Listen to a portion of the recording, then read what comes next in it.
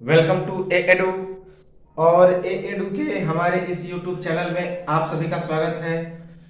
तो हम लोग मध्यकालीन भारत के इतिहास में पूर्व मध्यकाल अर्थात राजपूत वंश को पढ़ रहे थे, जो कि 8वीं शताब्दी से लेकर 12वीं शताब्दी तक अर्थात 750 से 1206 एडी। यह अलग अलग किताबों में अलग अलग डेट है, तो यह डेट कोई उचित नहीं है। हम लोग एक उसे कल्पना के आधार पर मान लिए, लेकिन मुख्यतः इसी डेट के इर्द गिर्द यह राजपूत वंश घूमा। तो पिछले इसी की हम लोग चर्चा कर रहे थे, और इसमें हम लोग परमार वंश की चर्चा कर रहे थे, जो कि मालवा के क्षेत्र में था और उसकी राजधानी धारा नगरी या फिर धार थी। और उसी परमार वंश के सबसे महत्वपूर्ण शासक राजा भोज, जिसे भोज द्वितीय के नाम से भी जाना जाता है, उसके बारे में हम लोग पढ़ रहे थे। और पिछले वीडियो में हम लोगों ने वाकपति राज मुंज और राजा भोज को देखा, और राजा भोज को हम लोग कंटिन्यू करेंगे और उसके बाद इसके अन्य शासकों को हम लोग समाप्त करेंगे। तो चलिए राजा भोज को हम लोग शुरू करते हैं। सबसे पहले परमार वंश 800 से लेकर 1327 ईस्वी अर्थात जब 9वीं शताब्दी में स्थापना हुई। 800 से लेकर 1327 ईस्वी तक यह परमार वंश जो है वह राजपूत वंश का एक महत्वपूर्ण शासक रहता है, जो कि 9वीं शताब्दी में इसकी स्थापना हुई थी, अर्थात 800 से लेकर 1327 ईस्वी। तो चलिए हम लोग कंटिन्यू करते हैं राजा भोज को, अर्थात भोज द्वितीय के शासनकाल को। तो भोज को कविराज की उपाधि से विभूषित किया गया था। कविराज की उपाधि से विभूषित, तो राजा भोज या भोज द्वितीय को कविराज की उपाधि से विभूषित किया गया था, अर्थात राजा भोज को कविराज की उपाधि दी गई थी। याद रखेंगे, कविराज। अपनी राजधानी में एक सरस्वती मंदिर का निर्माण एवं इस मंदिर के परिसर में एक संस्कृत विद्यालय की स्थापना, और उस संस्कृत विद्यालय का क्या नाम था? भोजशाला। तो अपनी राजधानी धारा नगरी में राजा भोज द्वितीय ने एक सरस्वती मंदिर का निर्माण कराया, और उसी सरस्वती मंदिर के परिसर में एक संस्कृत विद्यालय की स्थापना की, और उस विद्यालय का क्या नाम रखा? भोजशाला। याद रखेंगे कि अपनी राजधानी में एक सरस्वती मंदिर का निर्माण कराया राजा भोज ने, और इस मंदिर के परिसर में एक संस्कृत विद्यालय की भी स्थापना की, और उस संस्कृत विद्यालय का क्या नाम था? तो भोजशाला। याद रखेंगे। धारा नगरी विद्वानों एवं विद्या का प्रमुख केंद्र था। पूरे देश में इस नगर की प्रतिष्ठा, तो जो मालवा की राजधानी थी या फिर परमार वंश की जो मुख्य राजधानी थी, जो मुख्य नगर थी, जिसकी स्थापना किसने की थी? राजा भोज ने। तो वह जो धारा नगरी था, विद्वानों एवं विद्या का प्रमुख केंद्र था, और पूरे देश में इस नगर की प्रतिष्ठा बन गई थी।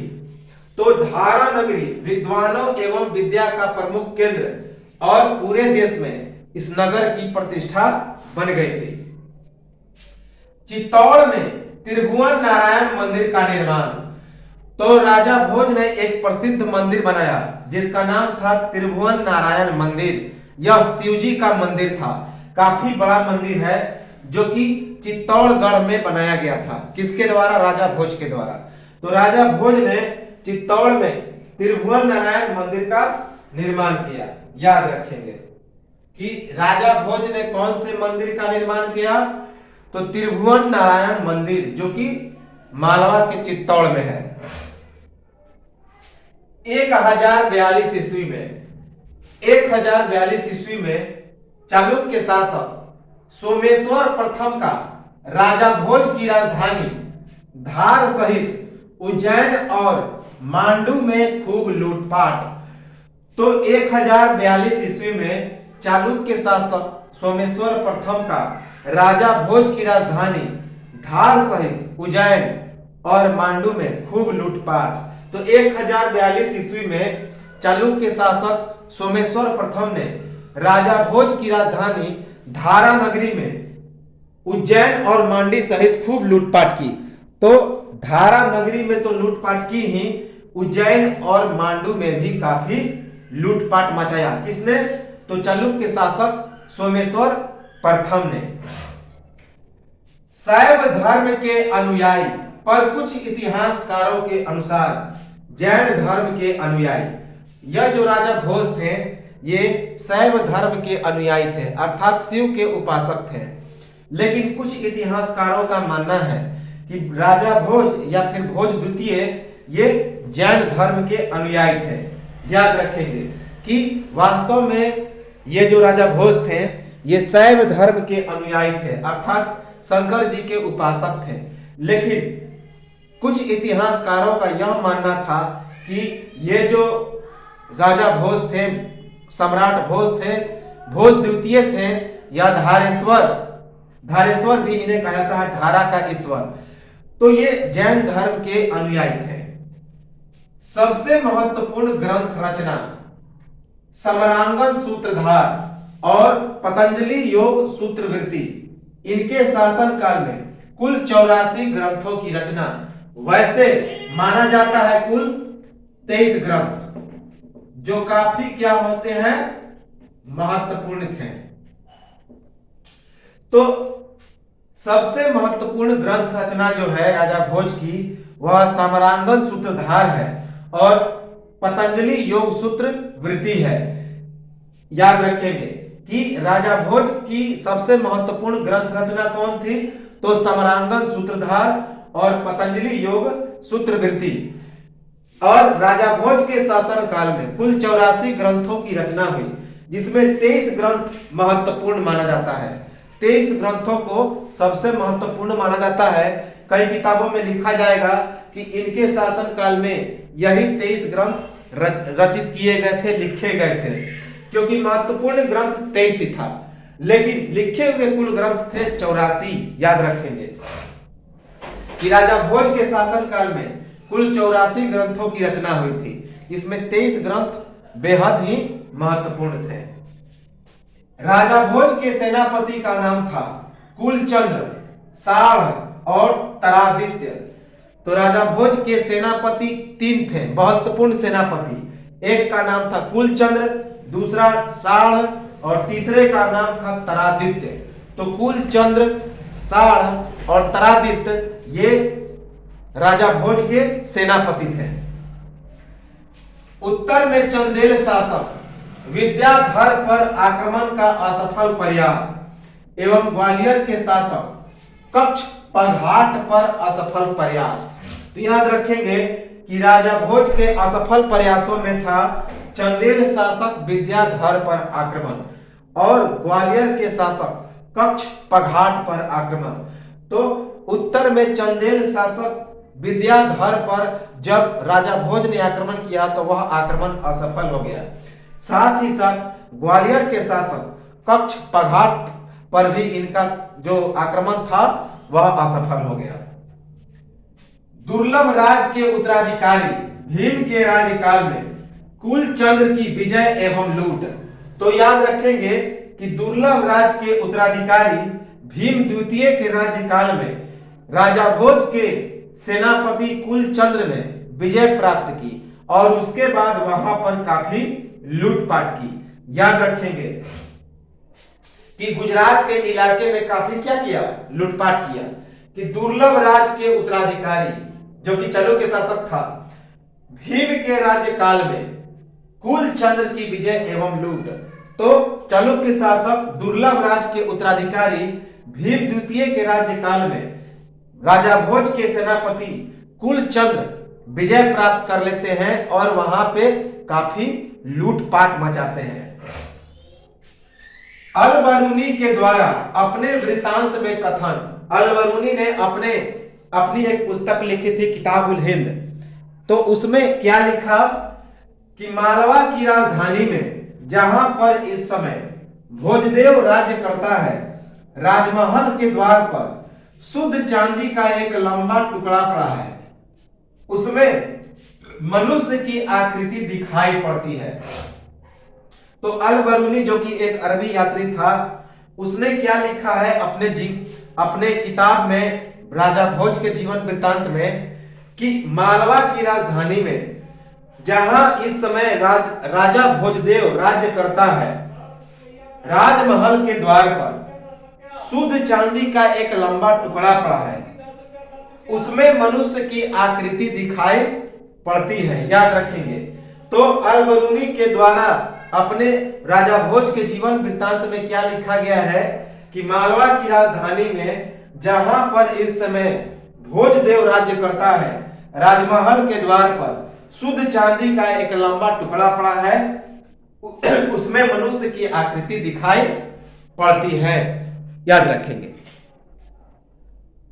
उदयपुर की ग्वालियर प्रशस्ति के अनुसार सम्राट भोज का साम्राज्य विस्तार उत्तर में हिमालय से, ग्वालियर में मलयाचल तक और पूर्व में उदयाचल तथा पश्चिम में अस्ताचल तक।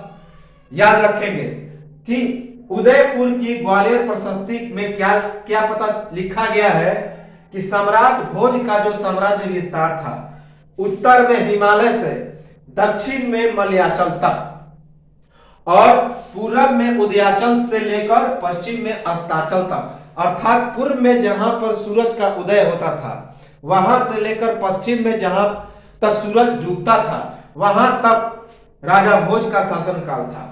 और पूर्व कहां, उत्तर में हिमालय से लेकर दक्षिण में मलयाचल तक। याद रखेंगे। मलयाचल यानी कि केरल, भारत के सबसे अंतिम छोर तक। याद रखेंगे। यह बात किसमें लिखा गया है? तो उदयपुर के ग्वालियर प्रशस्ति में।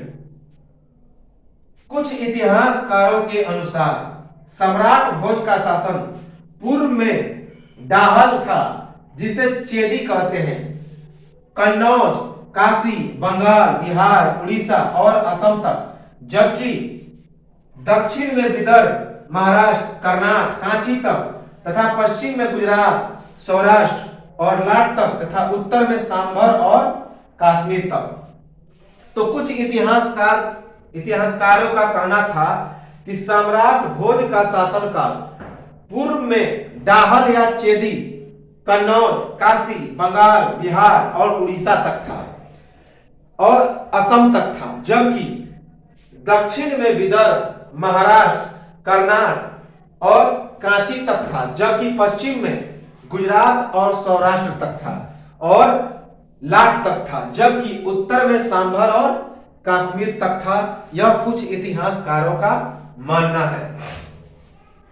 चंपू रामायण में विदर्भ का राजा अर्थात विदर्भ राज की उपाधि, तो इनके द्वारा लिखा गया एक पुस्तक चंपू रामायण राजा भोज के द्वारा लिखा गया था। उसमें क्या कहा गया है? राजा भोज को विदर्भ का राजा अर्थात विदर्भ राज। तो चंपू रामायण में राजा भोज को विदर्भ का राजा या विदर्भ राज कहा गया है। विदर्भ जो कि महाराष्ट्र के इलाके में है। अपने साम्राज्य के उत्तरी सीमा पर सुंदरबन स्थित सुंडीर मंदिर, दक्षिणी सीमा पर रामेश्वर मंदिर, पश्चिमी सीमा पर सोमनाथ मंदिर तथा उत्तरी सीमा पर केदारनाथ मंदिरों का निर्माण एवं पुनर्निर्माण।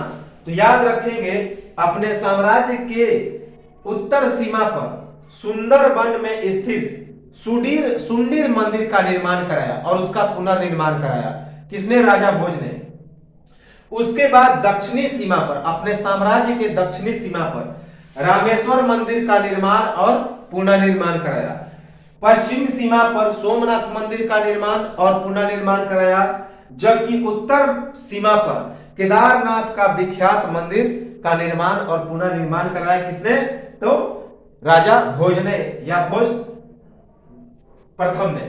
तो ये था राजा भोज का साम्राज्य कि राजा भोज ने अपने साम्राज्य की उत्तरी सीमा पर सुंदरबन, जो कि बंगाल के इलाके में है, जो सबसे बड़ा डेल्टा है विश्व का, वहां पर एक सुंदर मंदिर बनाया और उसका पुनर्निर्माण किया।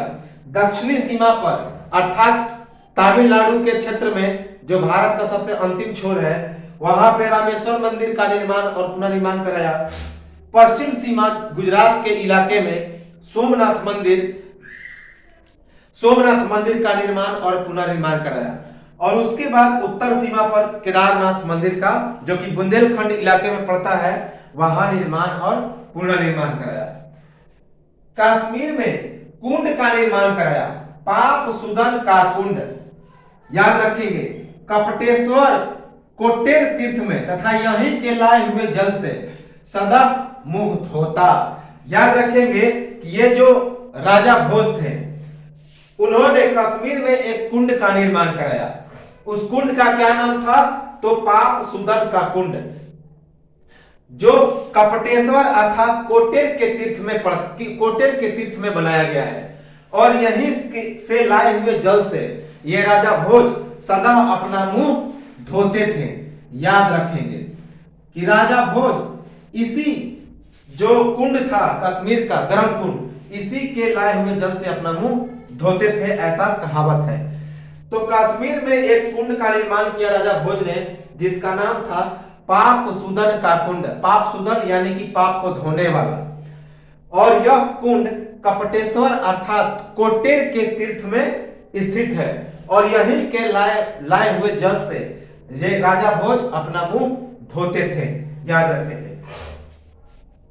राजा भोज द्वारा रचित राजा मार्तंड पतंजलि के योग सूत्र का टीका, सरस्वती कंठाभरण, व्याकरण तथा काव्य शास्त्र, श्रृंगार प्रकाश काव्य शास्त्र एवं नाट्य शास्त्र, तत्व प्रकाश शैवागम अर्थात शिवजी के वक्ता के रूप में तंत्र शास्त्र, बृहदाज मार्तंड ये एक धर्मशास्त्र था, और राज मृकांड जो कि चिकित्सा से संबंधित था, जबकि विद्या विनोद ज्ञान पर आधारित रचना थी। याद रखेंगे कि राजा भोज द्वारा रचित राजा मार्तंड पतंजलि के योग सूत्र का टीका था, और जबकि सरस्वती कंठाभरण यह संस्कृत व्याकरण और काव्य शास्त्र था। श्रृंगार प्रकाश काव्य शास्त्र और नाट्य शास्त्र था। तत्व प्रकाश एक शैवागम था, अर्थात शिवजी के वक्ता के रूप में एक तंत्र शास्त्र था, अर्थात जादू टोना पर आधारित यह एक पुस्तक था। बृहदाज मार्तंड यह एक धर्मशास्त्र था। राजमृगांक जो कि चिकित्सा से संबंधित एक पुस्तक था, और विद्या विनोद यह ज्ञान पर आधारित रचना थी। तो याद रखेंगे ये सभी पुस्तक लिखा गया था किसके द्वारा? राजा भोज के द्वारा। कौन सी पुस्तक? राजा भोज द्वारा रचित राजा मार्तंड पतंजलि के योग सूत्र का टीका था, सरस्वती कंठाभरण संस्कृत व्याकरण एवं काव्य शास्त्र था, श्रृंगार प्रकाश काव्य शास्त्र एवं नाट्य शास्त्र था, तत्व प्रकाश शैवागम था, अर्थात शिवजी के वक्ता के रूप में तंत्र शास्त्र। आगम का मतलब होता है हिंदू, याद रखेंगे। तो बृहदाज मार्तंड यह एक धर्म पर आधारित पुस्तक धर्मशास्त्र था। राजा मृकांक चिकित्सा से संबंधित पुस्तक था, और विद्या विनोद ज्ञान पर आधारित पुस्तक था। युक्ति कल्पतरु अद्वितीय पुस्तक थी, अनेक विषयों का समाहार, साथ ही विभिन्न पालकियों, जहाजों और तलवारों का विवरण। राजा भोज के द्वारा लिखी गई एक पुस्तक युक्ति कल्पतरु, जो युक्ति कल्पतरु था, वह एक इनके द्वारा लिखा गया सबसे अद्भुत और अद्वितीय पुस्तक था, क्योंकि इसमें अनेक विषयों का समाहार था। याद रखेंगे, अनेक विषयों का समाहार था। साथ ही इस पुस्तक में विभिन्न पालकी उसे कहते हैं जो डोली को उठाते हैं, तो विभिन्न पालकियों, जहाजों और तलवारों का विवरण था। कई प्रकार के तलवारों का विवरण और कई प्रकार के जहाजों एवं पालकियों का विवरण था इस युक्ति कल्पतरु में, जो एक अद्वितीय पुस्तक था, अद्भुत पुस्तक था, जो राजा भोज के द्वारा लिखा गया था। ये आया हुआ फैक्ट है कि राजा भोज के द्वारा लिखा गया सबसे अद्वितीय पुस्तक तो युक्ति कल्पतरु, जिसमें विभिन्न विषयों का समाहार है और साथ ही साथ विभिन्न तलवारों, पालकियों और जहाजों का इसमें विवरण है। डॉक्टर महेश सिंह के अनुसार, तो एक इतिहासकार थे डॉक्टर महेश सिंह, उनके अनुसार राजा भोज के रचनाओं का वर्गीकरण किया गया। कैसे किया गया? तो अलग अलग किताबों को अलग अलग समूह में रखा डॉक्टर महेश सिंह ने। जैसे सुभाषित प्रबंध, उन्होंने क्या कहा कि यह एक संकलन था। समरांगन सूत्रधार, यह शिल्प पर आधारित पुस्तक था।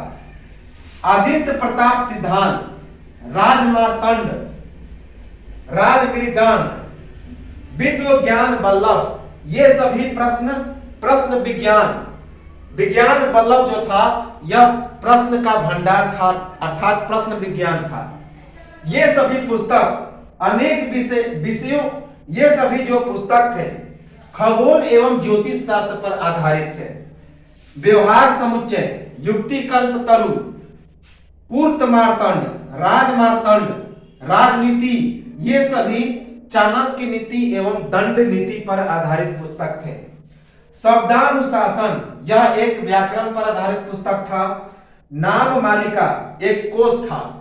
भंडार, स्वेच्छा, और उसके बाद आयुर्वेद सर्वस्व जो चिकित्सा विज्ञान से संबंधित पुस्तक था।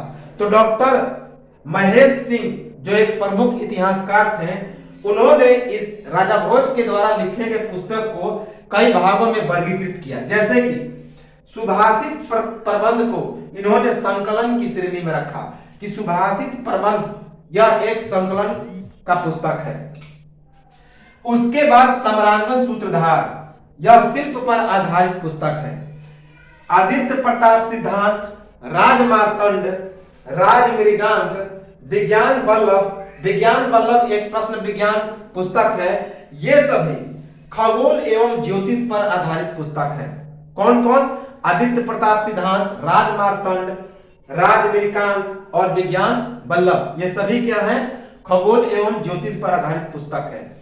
व्यवहार समुच्चय, युक्ति कल्प तरु, पूर्त मार्तंड, राजमार्तंड और राजनीति, ये सभी चाणक्य नीति एवं दंड नीति पर आधारित पुस्तक है। शब्दानुशासन, यह व्याकरण पर आधारित पुस्तक है। नाम मालिका, यह कोश पर आधारित पुस्तक है।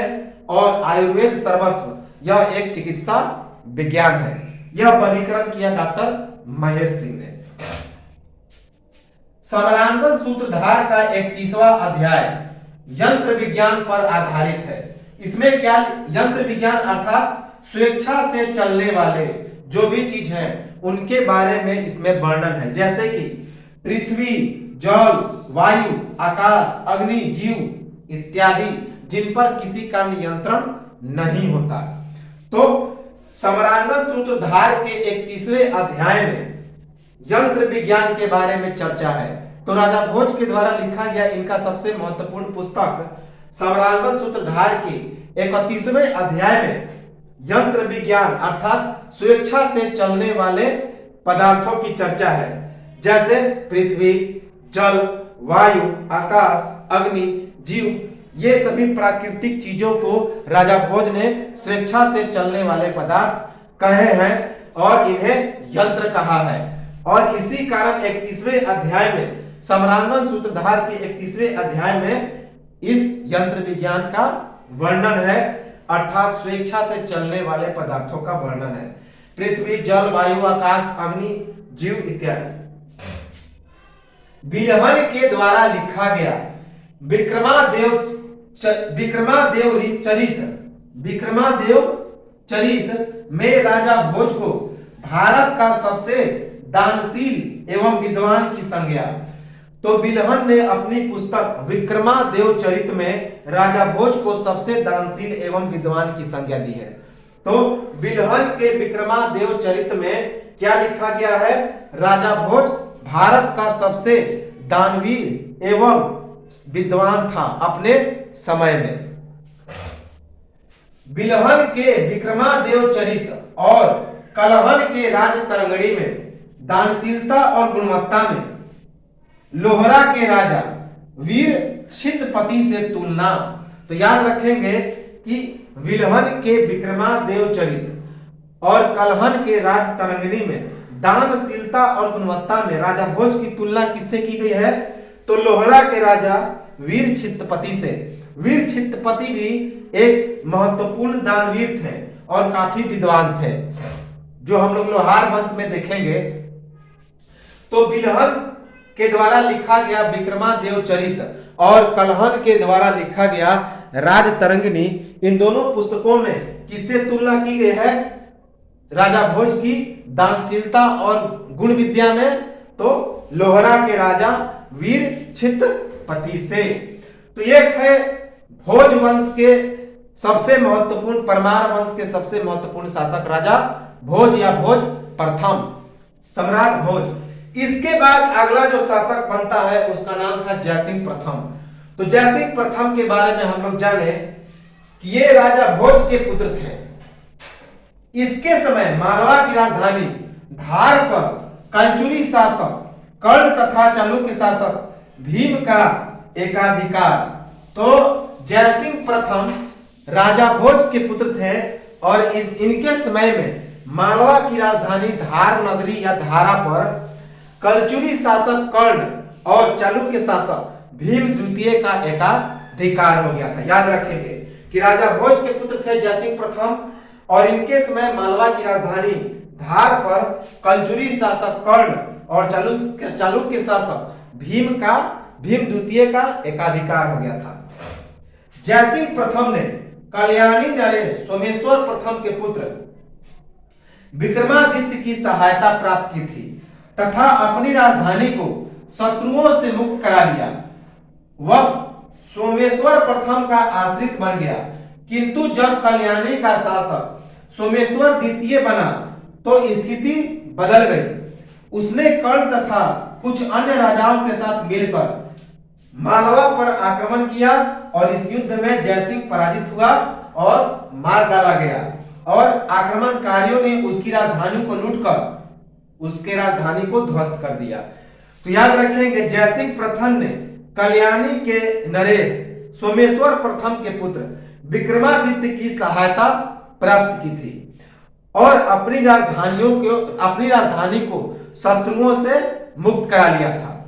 वह सोमेश्वर प्रथम का आश्रित बन गया था, इसके बदले वह ऋणी हो गया था सोमेश्वर प्रथम का। किंतु जब कल्याणी का शासक सोमेश्वर द्वितीय बना तो स्थिति बदल गई। उसने कर्ण तथा कुछ अन्य राजाओं के साथ मिलकर मालवा पर आक्रमण कर दिया और इस युद्ध में राजा जयसिंह पराजित हो गया और उसकी हत्या हो गई और आक्रमणकारियों ने उसकी राजधानी को लूटकर ध्वस्त कर दिया।